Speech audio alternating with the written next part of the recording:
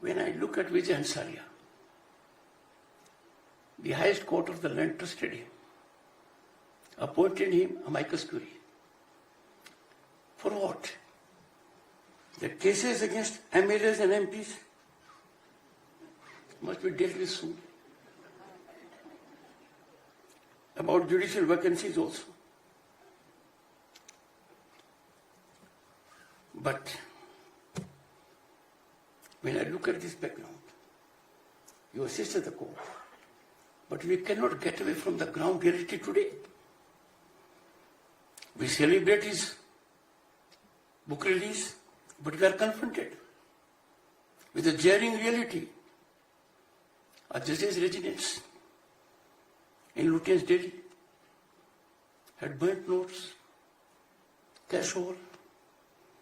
There is no FIR till date. We have in the country rule of law, criminal justice system. And if I go to the legal field which is occupied by legislation,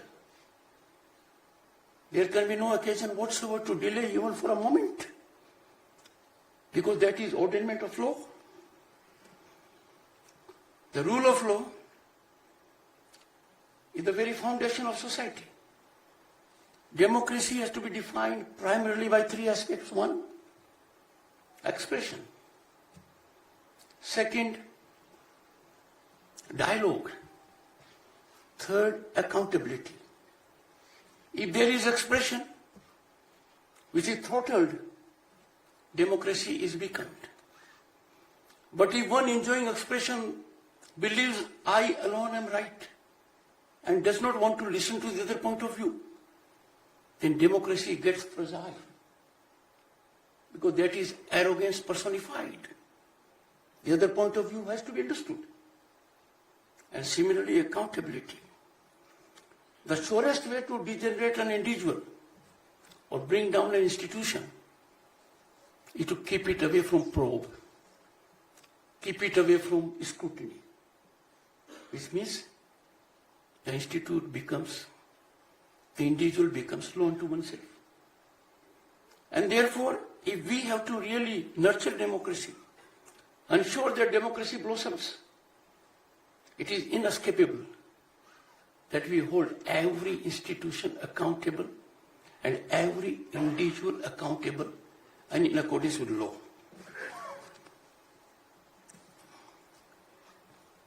Today I am reflecting, not as a bystanding detector, but as a foot soldier of judiciary.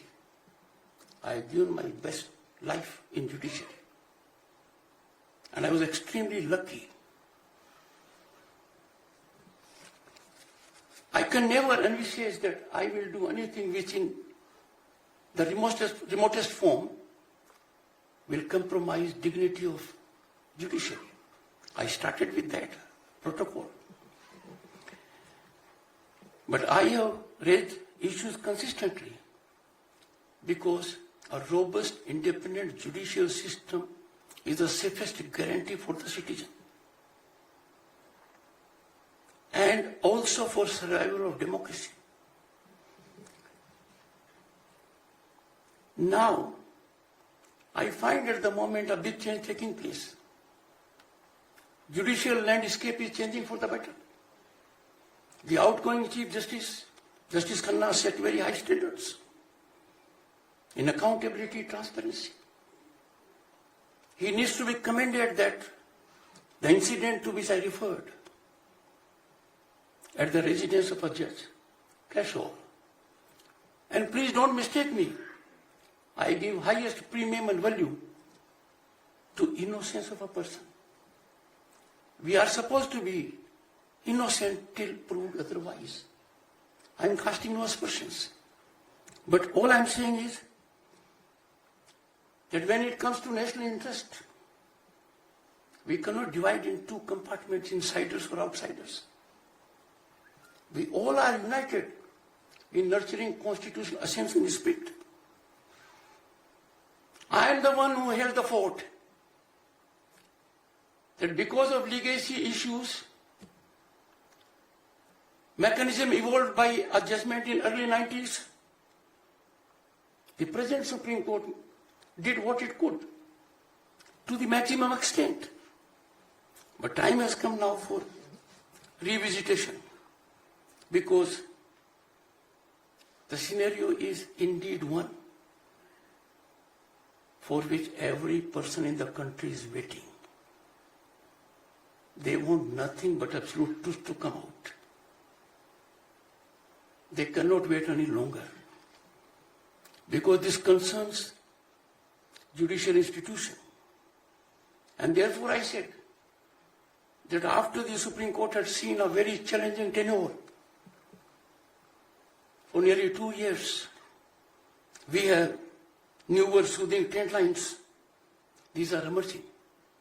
And I am full of optimism and hope that even legacy issues that deter us from responding to sublimity of accountability and transparency will be overcome by revisitation. I got a good news this afternoon. A process of determination has taken place.